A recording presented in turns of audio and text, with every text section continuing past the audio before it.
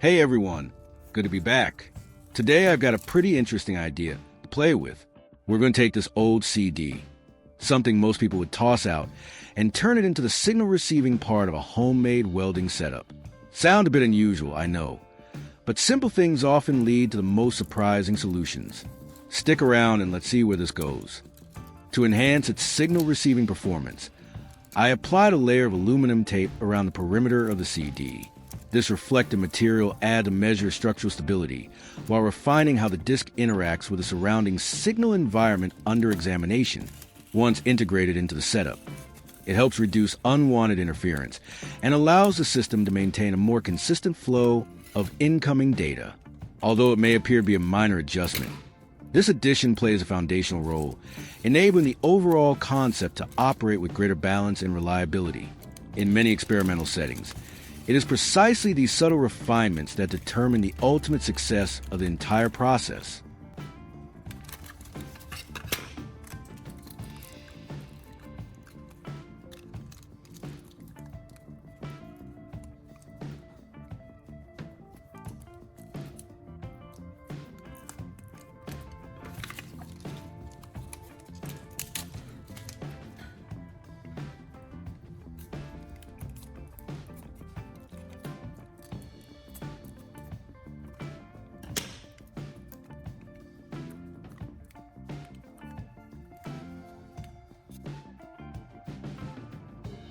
Next, I prepared a simple signal splitter, which in this context serves mainly as a stabilizing and routing component within the setup. My intention is to position one end of the splitter at the exact center of the CD that's been reinforced with aluminum tape.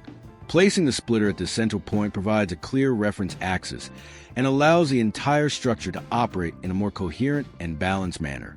It may seem like a small detail, but ensuring proper alignment of each element is essential to maintaining the integrity of the concept I'm developing. Here I have two spark plugs, which act as the primary signal collectors. I mount them symmetrically on the splitter to maintain a balanced layout. The threaded ends are slightly oversized, so a small adjustment is enough to seat them cleanly and keep the structure steady.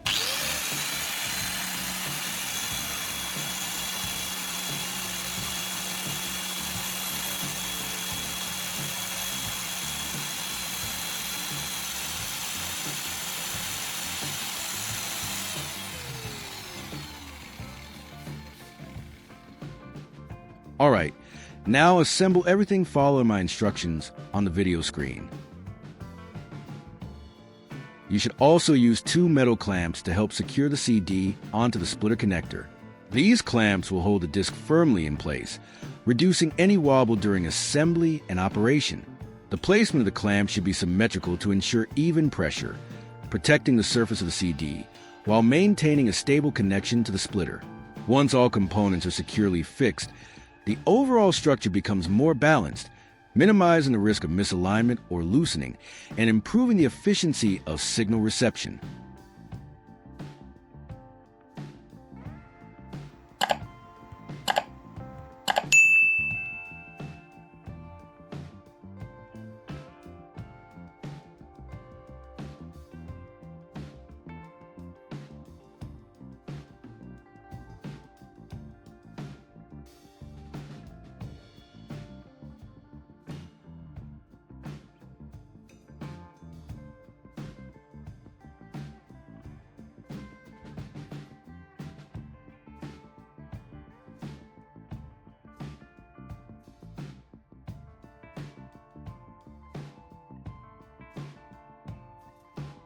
Now we move on to the coaxial cable connection.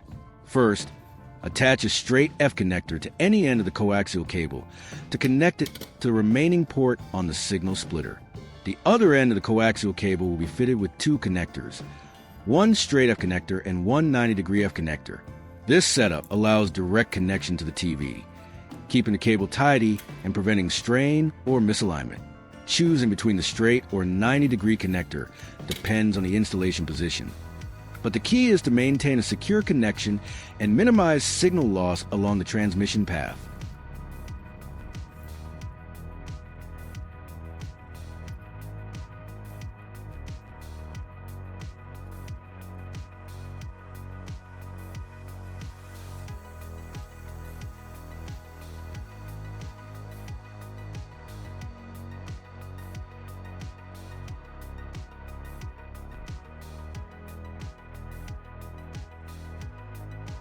before connecting the other end of the cable.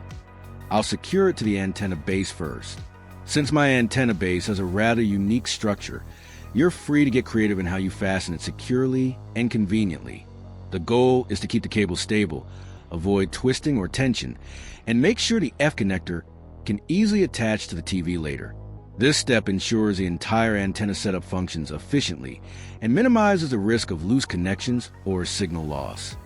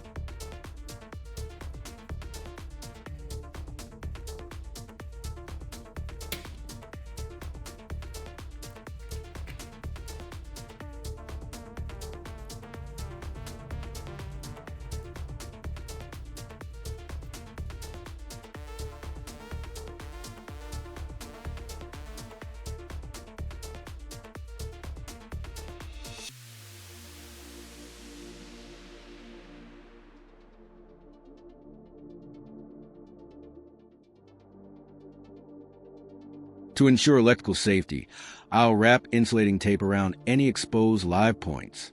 This prevents electric leakage, protects the connectors, and reduces the risk of short circuits or accidents during operation. It's a simple step, but crucial for keeping the entire system safe and stable.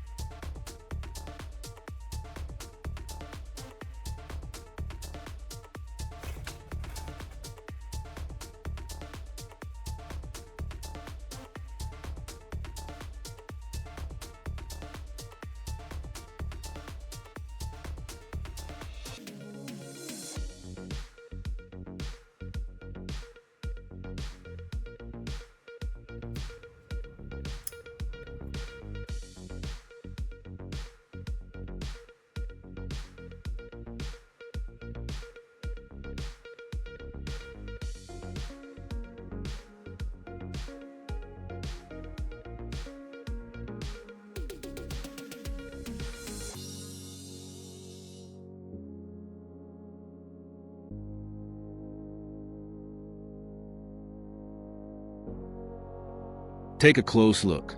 Right now, I haven't connected anything yet, so the TV screen still shows no signal.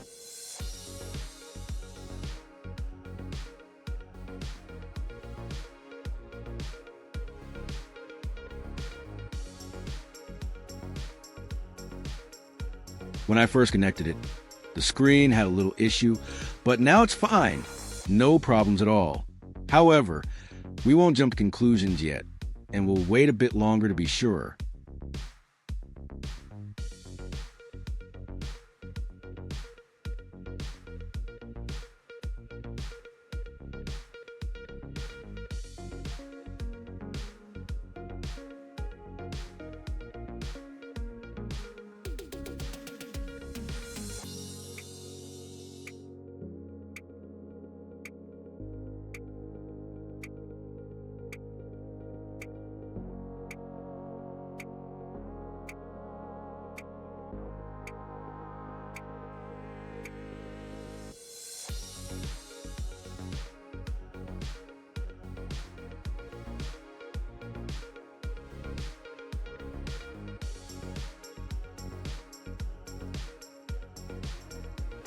From what I've seen so far, I can conclude that it's a success. Nothing adverse has happened. All components are operating stably. The signal reaches the TV clearly, and the antenna setup works as expected. If you found this useful, don't forget to like, share, and subscribe to catch the next experiments.